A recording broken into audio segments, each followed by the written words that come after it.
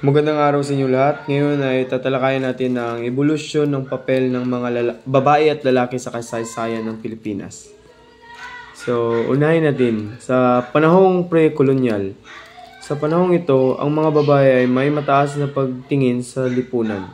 Sila ay maaaring magmamay-ari ng lupa, makipagkalakalan at maging pinuno.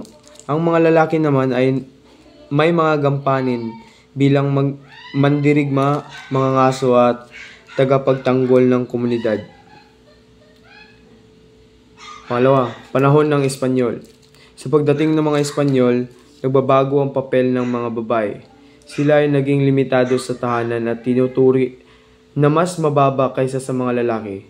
Ang mga lalaki naman ay patuloy na naging dominante sa lipunan at politikan.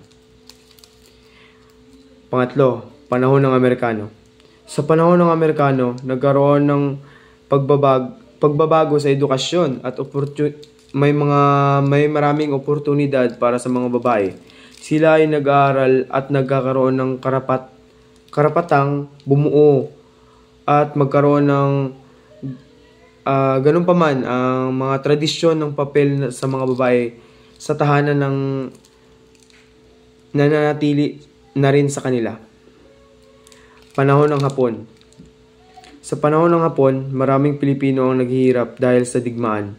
Ang mga babae ay naging biktima ng karahasan at pang-aabuso. Ang mga lalaki naman ay napipilitang sumali sa mga digmaan o magtago upang hindi mapilitang maglingkod sa mga Hapon. Kasalukuyang panahon, patuloy ang paglalaban para sa pagkakapantay-pantay ng kasarian. Marami ng babae ang nagtatrabaho sa iba't ibang larangan at may mataas na posisyon sa gobyerno at pribadong sektor. Gayunpaman, mayroon pa ring mga issue tulad ng diskriminasyon at karahasan laban sa kababaihan at kailangan tugunan. Ang timeline ng kasarian sa Pilipinas ay nagpapakita ng mga pagbabago at hamon sa papel ng mga babae at lalaki sa lipunan.